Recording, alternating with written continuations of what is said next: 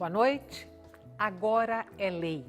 O Recife terá telhados verdes e ecotelhados. A medida vale para as edificações residenciais com mais de 4 pavimentos ou comerciais com mais de 400 metros quadrados. A pergunta é: de que maneira esse projeto poderá impactar temperatura e meio ambiente numa cidade cada dia mais quente e verticalizada? Telhados verdes e arborização do Recife, o tema de hoje do Opinião Pernambuco. Participam do nosso programa o professor do Departamento de Arquitetura e Urbanismo da Universidade Federal de Pernambuco, Tomás Lapa, o vereador pelo Partido Verde, Eurico Freire, e a secretária do Meio Ambiente do Recife, Cida Pedrosa. Boa noite. Boa noite. Muito obrigada pela presença de vocês hoje aqui no Opinião Pernambuco. A lei do telhado verde já está em vigor, secretária? Está em vigor, sim, desde a primeira quinzena de janeiro. Essa é uma legislação importante para a nossa cidade. Foi de autoria do nosso vereador que está aqui presente. Depois trabalhamos juntos, ela dentro do Poder Público Municipal, e ela está em vigor, valendo, inclusive, para todo e qualquer empreendimento que iniciar seu licenciamento agora, terá que cumprir as obrigações estabelecidas na lei. Ou seja, ela só vale para as novas edificações? Sim, sim. Ela vale para qualquer empreendedor que inicie o seu processo agora. Agora, nada impede que empreendimentos antigos possam aportar o telhado verde. Inclusive, nós estamos à disposição na secretaria para orientar, inclusive para sensibilizar as outras edificações mais antigas que queiram fazer o telhado, já que ele é uma medida boa para o edifício, porque vai tornar a edificação muito mais, com muito mais ventilação, com muito menos calor, como ela é muito boa para a cidade também. Vereador, quanto tempo o projeto ficou tramitando até ser aprovado? 1 ano e 3 meses. Foi de difícil aprovação? Foi fácil? Resistências? O que aconteceu lá dentro enquanto o projeto tramitava?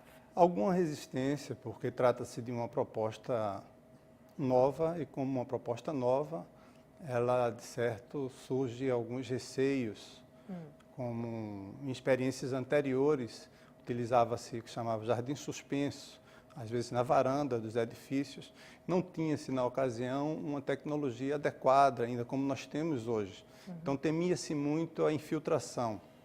Outra preocupação, o que acarretou uma resistência na casa, foi a preocupação com o custo do telhado verde. O custo-benefício, ele foi a nossa argumentação, e da maioria da casa, a resistência foi por parte de uma vereadora, que queria tirar as igrejas da responsabilidade de terem os telhados verdes. Exato. Michele Collins, do PP. Do PP. PP? Do PP, exato. Então, a vereadora, com os argumentos que ela colheu junto à sua denominação e ao seu partido, ela discutiu no partido, defendeu que as igrejas teriam dificuldades para se adequar a esse projeto. E a argumentação da casa, a nossa argumentação, é que as igrejas que têm um compromisso maior com o bem comum, com a cidade como um todo, teria como um compromisso maior estar aderindo a esse projeto. A gente tem a identificação, a secretária comentou, os edifícios que, a partir de agora, sejam contemplados com esse projeto, ele diminui em torno de 3 a 4 graus a temperatura dentro do edifício. Dentro do edifício. Então, os usuários, no caso, os fiéis, serão beneficiados de imediato. Mas vai para além disso, vai para, como eu falei, para o bem comum, porque não beneficia só os fiéis de determinada denominação. O telhado verde, ele vai beneficiar o microclima ao redor. Hoje o Recife tem a identificação do que se chama o fenômeno ilhas de calor, E o aumento, é comum ouvirmos a queixa que o calor está insuportável, os inúmeros problemas respiratórios, principalmente no público infantil e idoso, e associa diretamente a esse aquecimento, a esse comprometimento da qualidade do ar. O telhado verde vai ser determinante para que a qualidade do ar melhore e acreditamos a médio prazo, na medida que se haja uma adesão maior do projeto, o benefício se estenderá por toda a cidade. Professor, chega em boa hora, é bem-vindo, é um bom projeto. O Recife precisa de telhados verdes? Veja, um pouco mais de verde, quer seja nos telhados, nas superfícies horizontais e, sobretudo, nos espaços públicos, é sempre bem-vindo. Não há dúvida. Visto por esse lado, eu não teria nenhuma objeção. Bom, nós estamos diante de uma evidência, uma lei foi discutida e aprovada, mas, na minha leitura, cabe questionamentos, sobretudo, do que se refere já a um dos pontos colocados pelo vereador autor da lei, que é essa obrigatoriedade, por um lado, e o que se pode analisar como custo-benefício, por outro. Porque o que está na base da problemática, isso está muito claro, está dito nos prolegômenos da lei e tal, é que a causa dessa degradação das qualidades ambientais, desse desconforto ambiental, desse aumento do clima, etc., etc., estão num adensamento exagerado com ênfase na verticalização. Então, os problemas estariam originariamente aí, num adensamento que certamente não leva em conta uma relação da capacidade de carga das infraestruturas instaladas, das superfícies verdes e de espaços públicos necessárias para o público, enfim, a população, de modo geral. Então é isso. O questionamento, ele vai nesse sentido. Qual a eficácia? Qual a eficácia, de fato, dessa lei, que em si não é nociva, mas que coloca uma obrigatoriedade, talvez, para resultados pouco representativos diante da gravidade dos problemas. Vamos fazer o seguinte, eu vou propor que a gente entenda melhor o projeto, explique o projeto para o telespectador e aí a gente vai discutindo a viabilidade e a eficácia do projeto. Por exemplo, eu falei na abertura em telhados verdes e ecotelhados. São coisas distintas? O que distingue uma coisa da outra? Veja, a gente tem várias questões levantadas pelo professor. Vou começar por a fala dele, porque acho que aí justifica um pouco sobre a questão da legislação. Eu concordo em tese com tudo que ele colocou, do ponto de vista de que o problema é muito maior do que a solução que o telhado verde pode vir a trazer. Recife, não diferente de qualquer cidade capital do país, cresceu de forma absolutamente desordenada, com um adensamento. O Recife sofre uma questão muito mais grave do que algumas capitais, porque o território do Recife é muito pequeno, Ele é um território com base firme pequena, nós temos alagados, nós temos áreas de morro, e a área plana de Recife é muito pequena. Quando você soma esses territórios, além de Recife ter um território muito pequeno.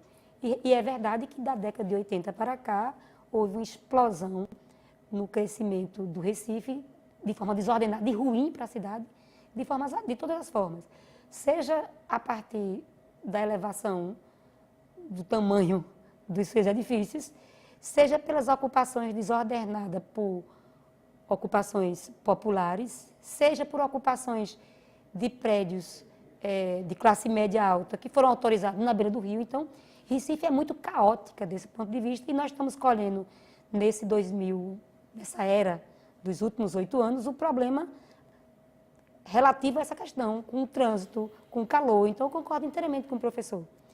Agora, não é só a medida do telhado verde que vai resolver, eu concordo inteiramente, mas ela é uma das medidas. Eu acho que a gente tem que discutir várias questões aqui e tem que descortinar uma coisa que eu estava colocando nos bastidores, que em meio ambiente ninguém é inocente. Eu vou colocar algumas questões aqui só para provocar, todos nós, como pessoas e como cidadãos. Eu moro num edifício muito antigo de 4 andares no Espinheiro, é um dos edifícios mais antigos dessa cidade, no Espinheiro, ele tem 65 anos. Ele tem um parque com uma área permeável maravilhosa, com arborização. De frente do edifício, o pessoal impermeabilizou tudo. Quantos prédios que for fazer uma provocação para você que está em casa e que mora num edifício, seja ele de 4 andares, 10 andares, 15 andares ou 20 andares. Quando você recebeu sua edificação e foi morar, a parte que é para ser livre e a água poder correr tranquila, é a mesma de quando está hoje no seu prédio, ou vocês impermeabilizaram tudo? Então, Recife hoje sofre porque os prédios estão altos, sofre porque tem ocupação e sofre porque todos nós não temos a capacidade de prever isso e nós, poder público, não temos o tamanho de gente para fiscalizar, que a nossa obrigação era fiscalizar de ponta a ponta tudo isso. E não temos pernas para fiscalizar tudo no mundo. Precisamos, inclusive, receber da população essa ajuda e colaboração cidadã. Ô, secretária, então eu vou aí convocar o vereador agora num outro ponto do projeto. A gente estava falando do telhado verde, do ecotelhado, e aí a gente vai ter que explicar isso bem direitinho, que telhado é esse, mas você tocou num outro ponto. Desculpa, que eu acho... não teu. Não, muito... Tá ótimo, tá tudo tranquilo. Você tocou num outro ponto que eu acho que passa também pelo projeto, que é a questão da impermeabilização das áreas do Recife. O que o projeto prevê nesse ponto específico? E depois a gente volta para o telhado verde. Exatamente, na medida em que essa área verde é disponibilizada, é uma área a mais permeável. Então, inclusive o projeto, além propriamente do telhado verde, ele contempla o que chamamos de reservatórios de retenção e de contenção. Acúmulo de água. Acúmulo de água. Retenção e do acúmulo de água. De retenção, ele vai captar essa água do telhado e vai utilizar para fins não potáveis no edifício. O de acúmulo, ele vai acumular essa água do telhado e vai para utilizar para fins não potáveis. De retenção, vai ter o propósito de acumular não só a água do telhado, mas da área de estacionamento, do hall, e vai reter essa água nos momentos de maior precipitação pluvial e no momento seguinte, é o momento mais intenso, vai ser liberado de modo gradativo essa água. É uma tentativa de diminuir o problema dos alagamentos. Diminuir os pontos de alagamento de nossa cidade. Que não são poucos no Recife. São poucos no nosso Recife. A cidade fica caótica quando a gente tem muita chuva. E, permita só, a gente vê que transcende, a gente já está falando da mobilidade, porque os pontos de alagamento comprometem de modo, não só o condutor do carro passeio, mas aquele trabalhador que vem de sua casa no seu ônibus, aquele trabalhador que utiliza a bicicleta, a moto, compromete de modo geral a nossa mobilidade. Esses pontos diminuindo, sem dúvida, vai fluir melhor. Outro ponto, professor, para o senhor dar a sua opinião. Essa questão que o projeto contempla, que é de retenção de água para reaproveitamento e para diminuir aí os alagamentos que vitimizam muito a população da cidade. Novamente, eu pegaria pela evidência de que se trata de uma lei discutida e aprovada, mas sobre a qual eu lanço meu questionamento. nós vivemos numa região quente e úmida, com precipitações, pelo menos aqui na faixa litorânea, importantes. E a questão da impermeabilização, ela coloca, de fato, problemas. Isso desde meu tempo de estudante na Faculdade de Arquitetura, nos anos 70, que se discute, e eu não conheço soluções simples. A técnica atualmente permite que se trabalhe com mantas de neoprene, mantas de impermeabilização. Não é? A questão, então, é com relação ao custo. Com relação ao custo dessas mantas. Agora, uma outra questão que é um prolongamento da minha primeira observação é a seguinte: o verde, isso desde as colocações dos arquitetos modernistas de 1920, 1930, o verde ele é desejado ao longo do tecido com uma certa continuidade, para que os habitantes, para que a população usufruam desses espaços públicos, de preferência verdes, vegetados. Eu então me pergunto, diante de edifícios com 30, 40, 50 pavimentos, como é a tendência observada atualmente, qual a relação entre esses cucurutos verdes e o espaço da cidade? O espaço que deve ser usufruído, que deve ser vivido por toda a cidade. Evidentemente, há esse direcionamento, a recolha das águas para amenizar.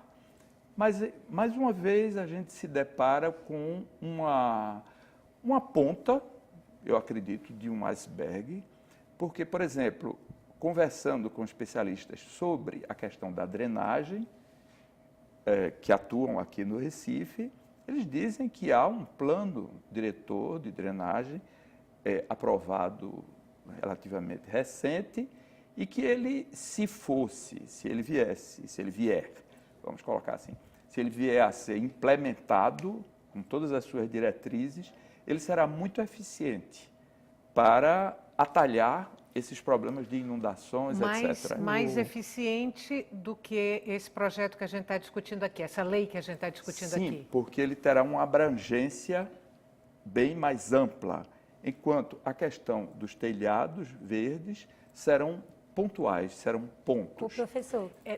Eu vou ter que... Eu não vou botar... Vou ter que botar água nessa fervura e não lenha, porque eu vou ter que fazer um intervalo, chamar um intervalo curtinho. A gente volta daqui a pouco. O tema de hoje do Opinião Pernambuco é a lei que institui a construção de telhados verdes na cidade. E a gente volta já.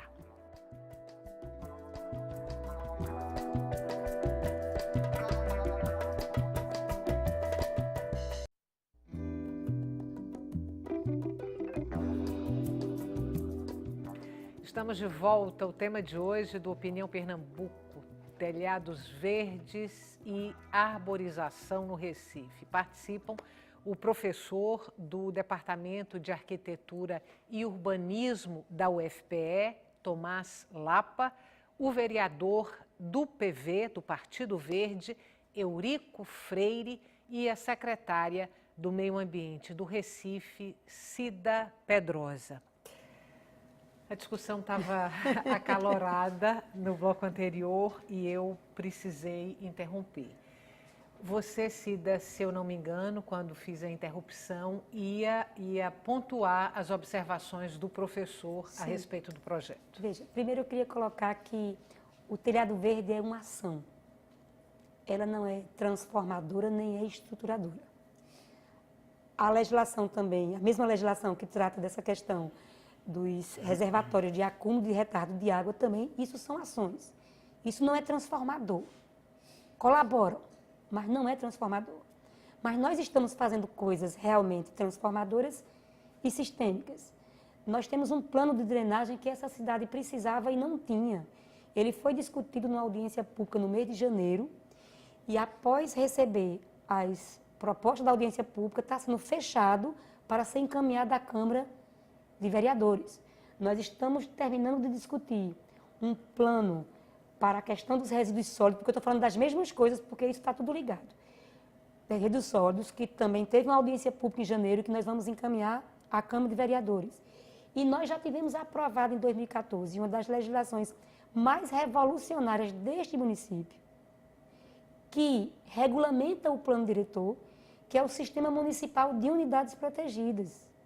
Isso foi aprovado em maio de 2014 e de uma tacada só a gente conseguiu preservar mais 1.500 hectares de áreas verdes que, se não tivessem sido preservados por força de lei, teriam essas áreas e essas áreas iriam ser construídas e edificadas.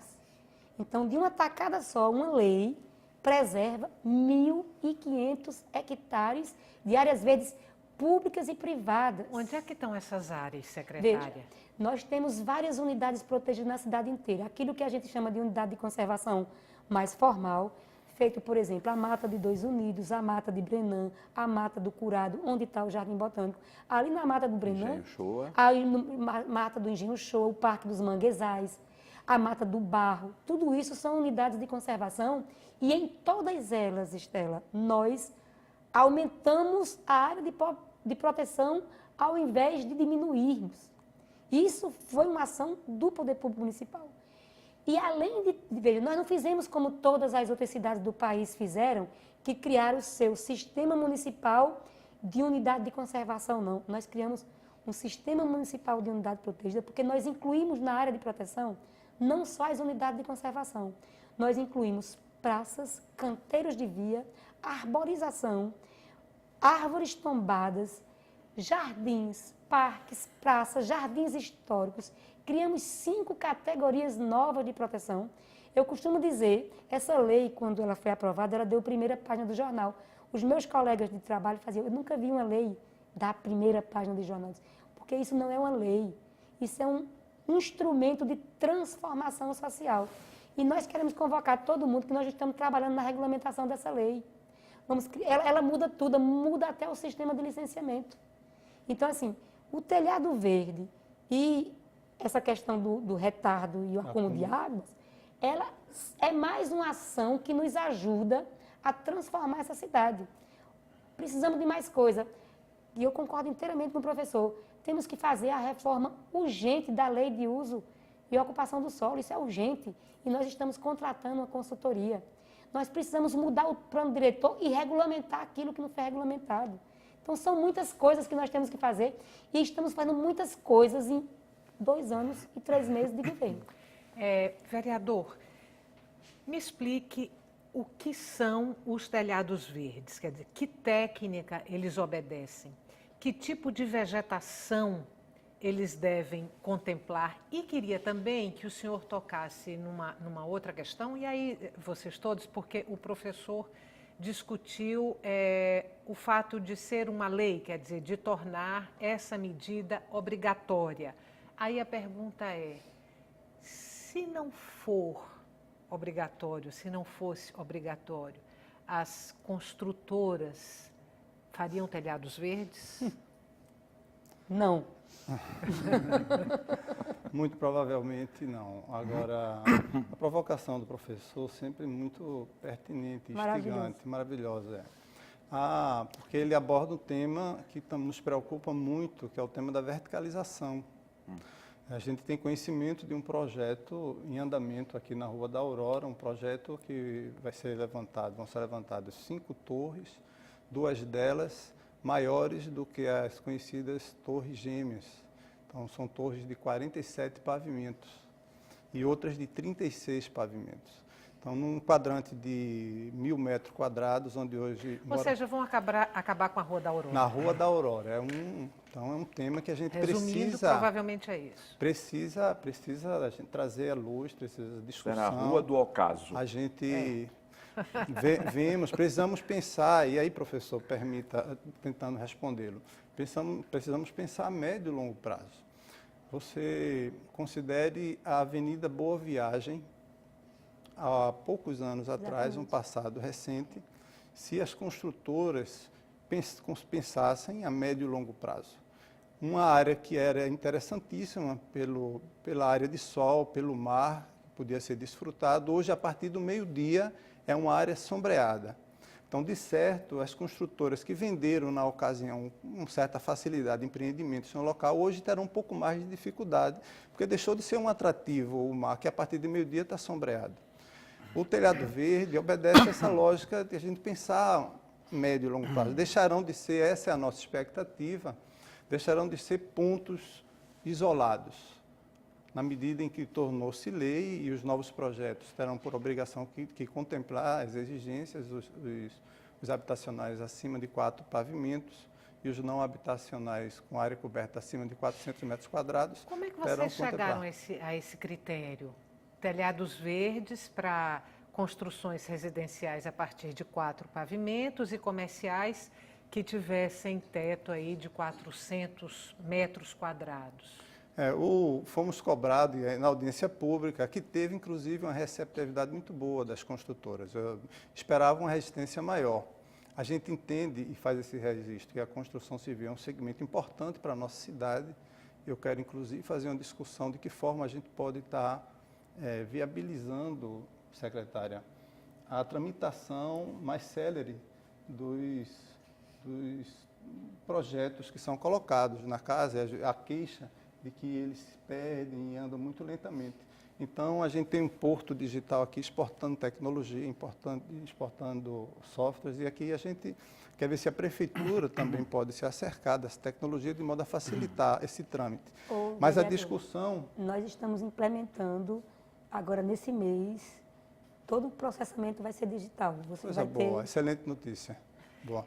Agora, permita, eu não respondi. Como chegamos a isso? Havia uma cobrança, por que não todas as casas ou todos os prédios? Então, entende-se que seria bem mais difícil a implementação da lei e entende-se que o prédio, a partir de 4 pavimentos, começa a comprometer mais a circulação do ar. E aí voltamos à questão da verticalização, principalmente das torres. As ilhas de calor, que é um contraste das áreas mais urbanizadas e as menos urbanizadas, e a sua periferia, ela decorre exatamente do comprometimento da circulação de ar. E se no seu entorno tem edificações mais altas, quanto mais altas, maiores, edificações acima de 4 pavimentos, esse comprometimento será maior. Daí o entendimento de que seria razoável, a partir de 4 pavimentos, essas edificações contribuírem como uma mitigação, como uma contribuição para evitar esse comprometimento do ar. Professor, outras cidades brasileiras que o senhor tenha conhecimento, que já tenha experiência do telhado verde, ou outras cidades mundo afora, e em que medida essa iniciativa, ou seja, esses telhados, de fato, contribuíram para a qualidade de vida, né, nos grandes centros urbanos, porque essa é a questão. Foi muito interessante sua colocação, ela vem ao encontro do que eu estava pensando. O papel da universidade e da academia é evidente, é questionar e acrescentar com isso mais robustez aos argumentos. Enfim, eu gostaria de dizer que eu, pessoalmente, sou muito simpático à causa verde, não só simpático, acredito que é necessária, é essencial no momento. Com relação a exemplos, eu tive o prazer, a satisfação de viver 6 meses em Roma, quando do pós-doutorado. E os prédios em Roma, que por razões óbvias, uma cidade onde os princípios da conservação são fortíssimos, os prédios que não ultrapassam 4, 5, 6, 7 pavimentos, no máximo, são coroados por o que eles chamam de áticos. E nesses áticos estão jardins povoados de limoeiros sicilianos, com aqueles pomos dourados, lindíssimos, com palmeiras, que quando você passa na rua, a sua vista ainda alcança. Então, para os que vivem nesses áticos, nesses terraços, são paraísos, são paraísos. E para os que passam na rua, também tem o deleite de olhar. Então, a relação entre esses telhados e o espaço público, de modo geral, é excelente. Eu tenho lembranças também maravilhosas de Marrakech. Marrakech em prédios com esse nível de gabarito, onde 5 horas da tarde tomar um leite batido com maçã e canela, com o canudinho e gelo picado, é uma experiência que eu gostaria que todos tivessem a oportunidade. Eu fico imaginando que Olinda, por exemplo, não está na nossa cultura, aparentemente não está. Olinda, se dispusesse desses telhados, ou se essa determinação fosse estimulada, incentivada numa cidade como Olinda, onde, evidentemente, a relação de espaço público com a terceira dimensão, com a vertical, é muito próxima, nós teríamos também essas delícias a que eu estou me referindo. Então, eu insistiria em dizer que eu coloco, eu faço as colocações, os questionamentos, mas a primeira coisa que eu disse é que um pouco mais de verde nunca é demais, ou verde nunca será demais nas nossas cidades. A vegetação. Que tipo de vegetação pode ocupar esses telhados verdes? Cada um vai plantar o que quiser ou tem uma orientação? Veja, isso é uma experiência muito nova. Recife, acho que tem 3 telhados verdes que eu conheço. Tem o Central, que fez uma experiência. O Bar Central fez uma experiência que tem hortaliças, recente, parece, fez né? hortaliças. Pode ser hortaliça, pode ser gramíneas. E tem várias tecnologias também de implantação, desde as mais caras até algumas mais baratas.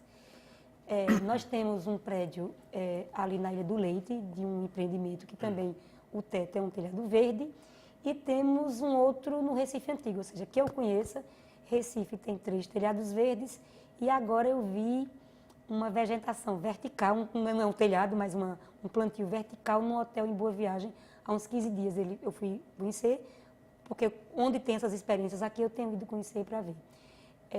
Você pode plantar desde gramíneas, hortaliças, pequenas flores, é muito variado.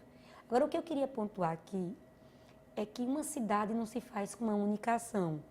E cada cidade é uma cidade a partir do que foi possível construir, a partir de sua população, a partir do que foi possível construir da sua população, que foi com capacidade de transformar. Então, veja, eu insisto, Recife eu cheguei em Recife em 1978, vindo de Bodocó. Era um outro Recife.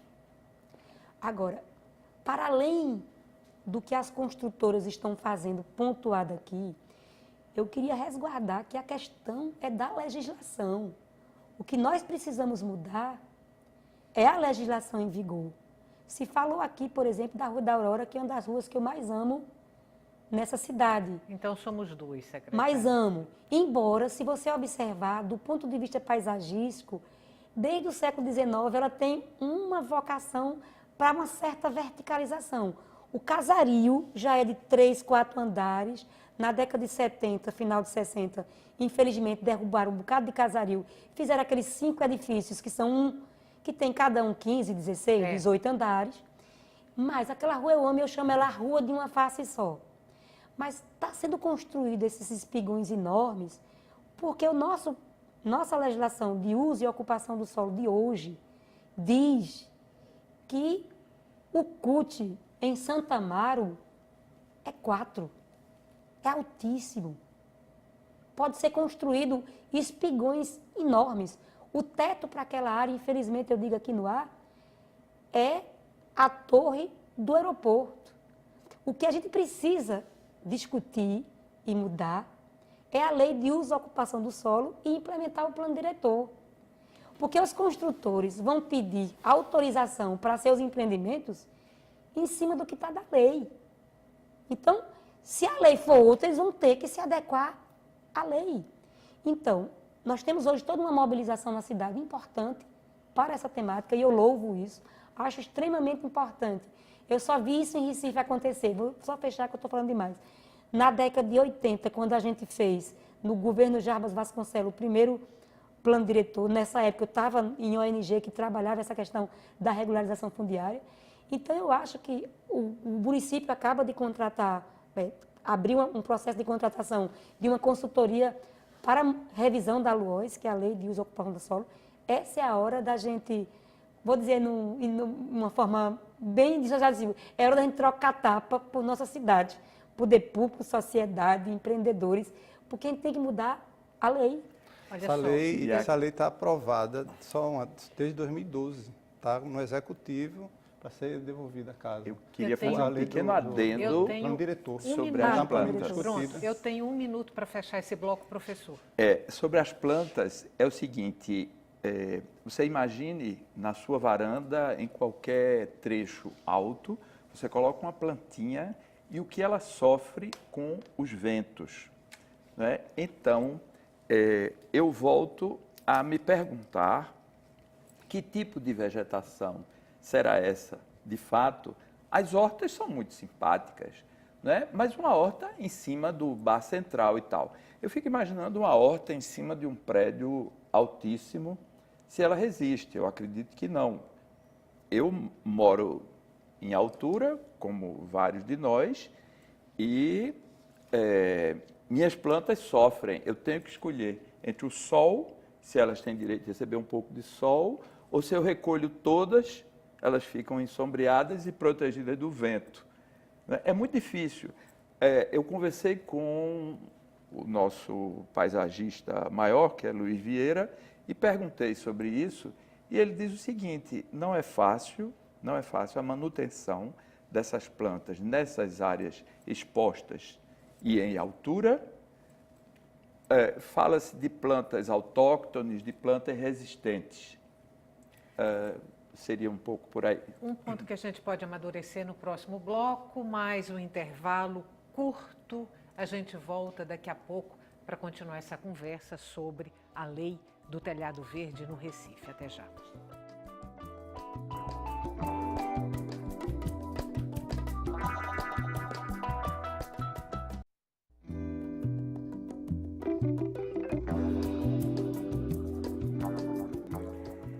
Telhados verdes e arborização no Recife. O tema de hoje do Opinião Pernambuco. Participam do nosso programa o professor do Departamento de Arquitetura e Urbanismo da Universidade Federal de Pernambuco, Tomás Lapa, o vereador do Partido Verde, Eurico Freire, e a secretária do Meio Ambiente do Recife, Cida Pedrosa. Eu quero começar esse bloco exatamente tocando na questão que o professor trouxe no encerramento do bloco anterior, que é a questão da vegetação que vai ocupar aí, tomar esses telhados verdes. O professor levantou a questão do sofrimento das plantas, que há que se pensar com critérios e fazer escolhas cuidadosas para que, de fato, as plantas possam estar. E aí, pensando nos prédios mais altos, de 20, 30, 40 andares, que o Recife tem hoje. A lei já cuida desse ponto? Cuida. Foi discutido na audiência pública, como eu disse, com a participação do setor da construção civil e com especialistas que se fizeram presente.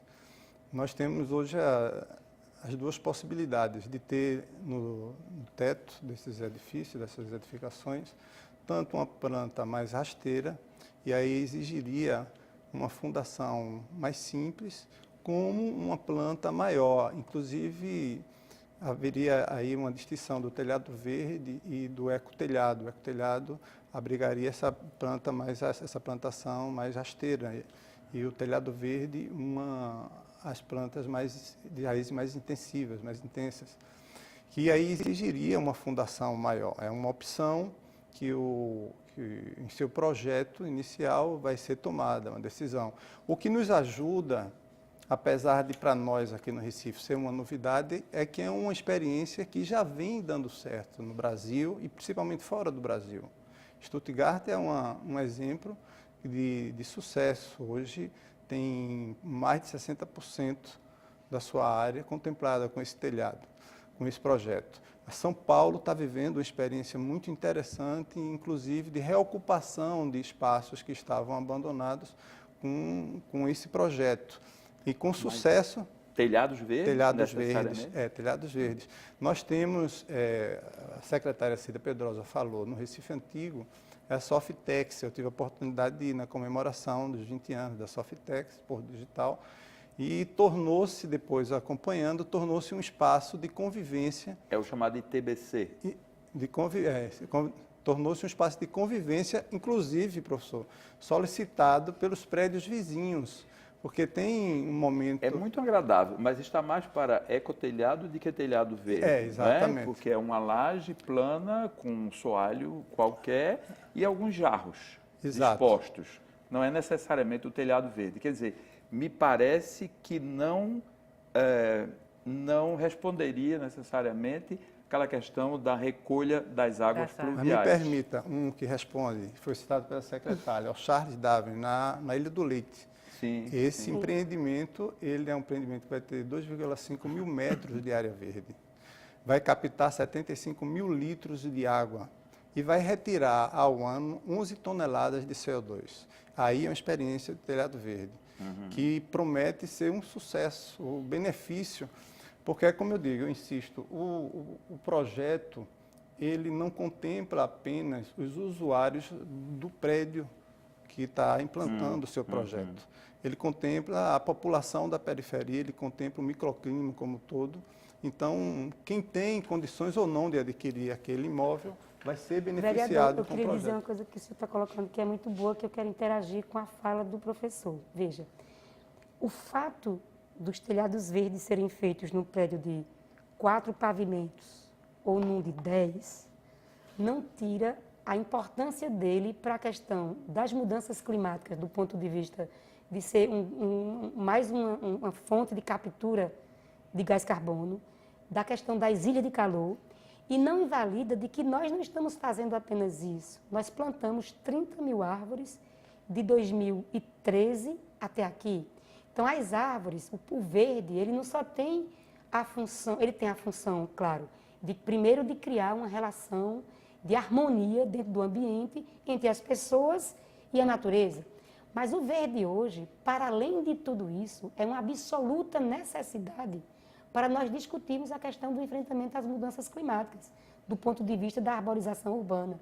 Então, não é só mais uma necessidade de nós passarmos numa Rua do Espinheiro ou em grandes e velhas avenidas dos bairros ligados ao centro, onde tem grandes e frondosas árvores, não é só bom estar debaixo daquelas árvores e ser ameno. É muito mais que isso, é isso e é também uma questão de sobrevivência. Se nós não resolvermos essa questão do verde nas cidades, a questão do lixo, nós teremos a questão das águas, que está muito ligado água e verde. Onde você tira verde, você encobre a questão das águas. Recife era uma cidade de águas, uma cidade que foi aterrada. O meu sogro mora na Vila São Miguel, em Afogados, e ele disse que quando chove, às vezes vê peixe por lá. Claro, porque ali era o Rio dos Afogados. A Vila São Miguel é uma ocupação antiga que tomou parte do rio. Recife foi sendo tomado de suas águas. Ô, secretária, deixa eu pegar agora uma fala. Desculpem, é que eu me apaixono por essa coisa. Eu quero pegar uma fala sua no bloco anterior.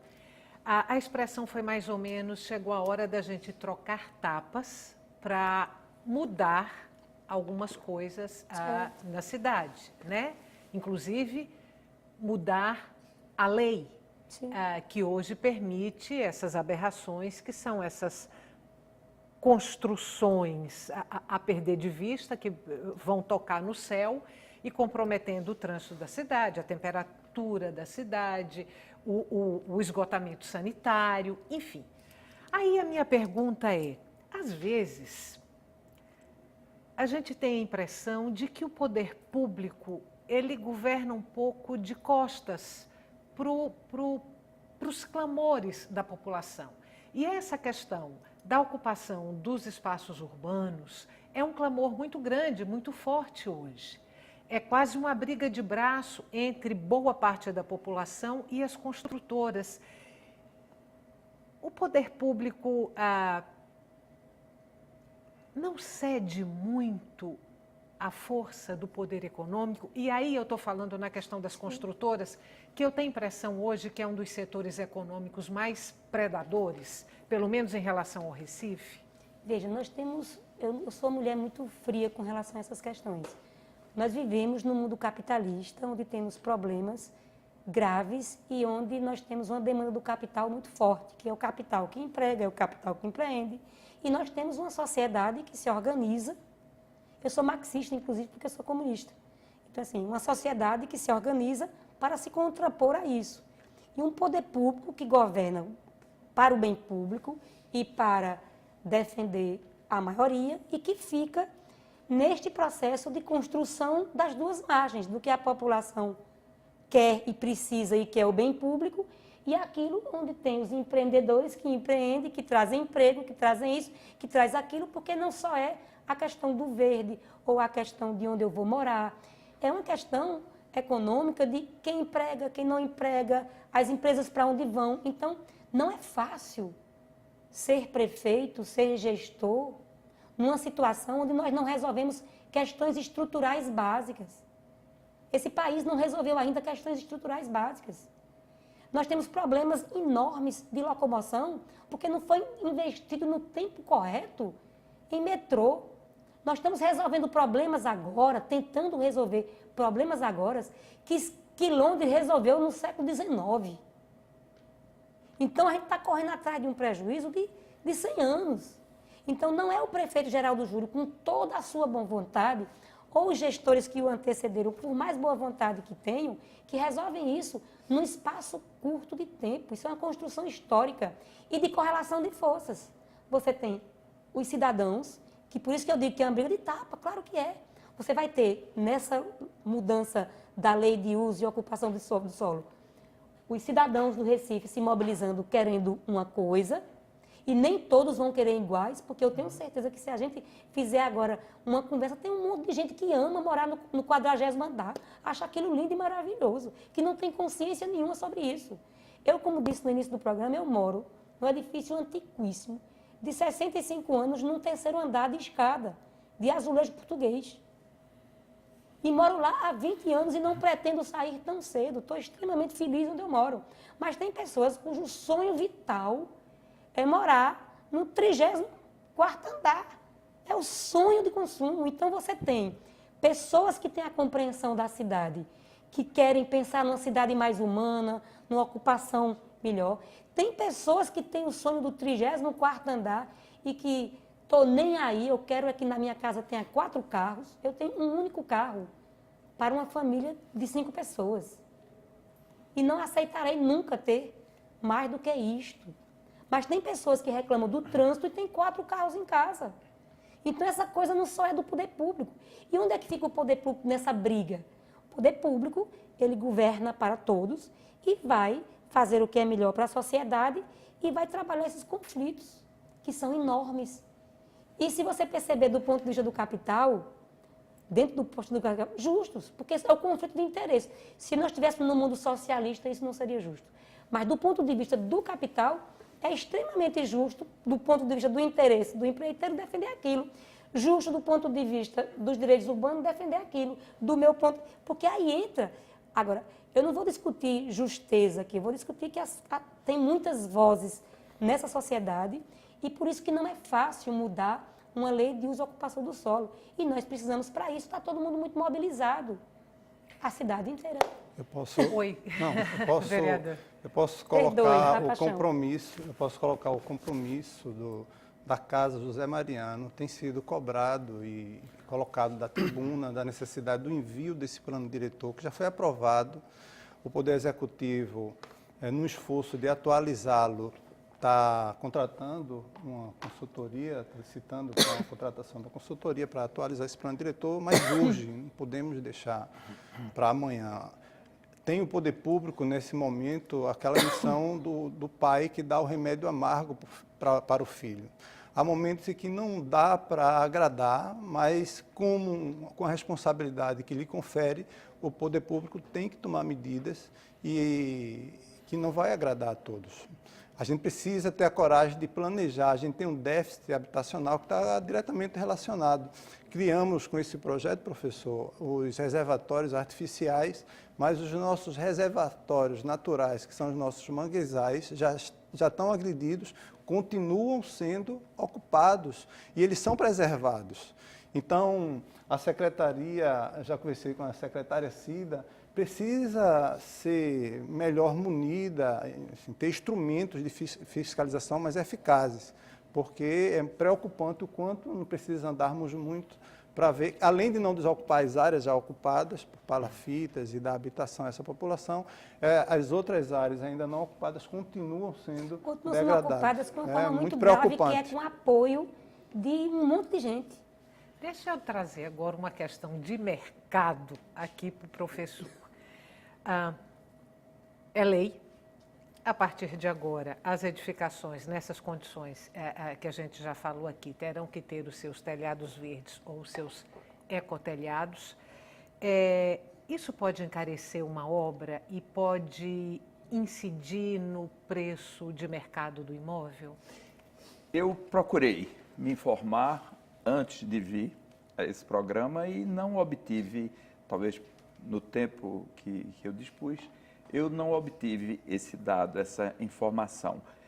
Eu imagino que, logicamente, sim, vai haver um acréscimo, já que se trata de uma técnica aperfeiçoada, a colocação de uma manta de material impermeabilizante, tipo neoprene, e, enfim, para o plantio, um substrato, um barroteamento, material orgânico, etc., etc., sem esquecer todo o sistema de drenagem, complementando isso. E não me surpreenderia absolutamente se os empresários acrescentassem isso ao valor da obra. Não quero, como se diz, colocar na berlinda os empresários da construção civil, mas eu fico imaginando por que é que foi bem recebido da parte deles. Pode ser que isso represente realmente pouco diante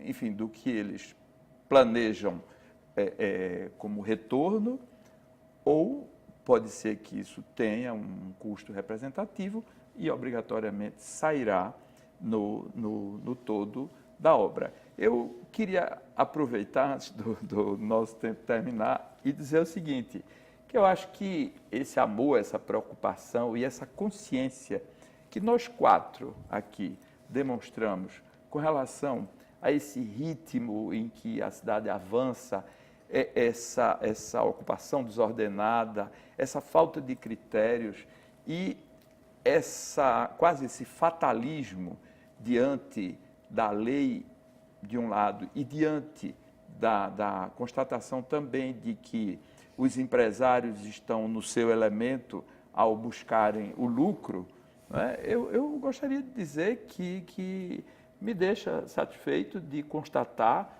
que de forma diferente ou com olhares diferentes nós convergimos para essa preocupação.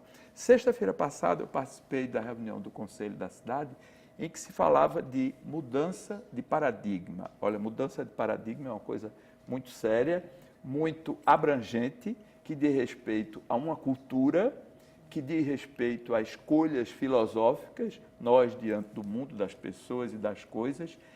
Eu não seria tão otimista para dizer que, como eu ouvi durante a sessão, de que nós estamos mudando paradigmas. Nós estamos tomando consciência, nós estamos lutando, nós estamos talvez começando a trocar as primeiras tapas, não é?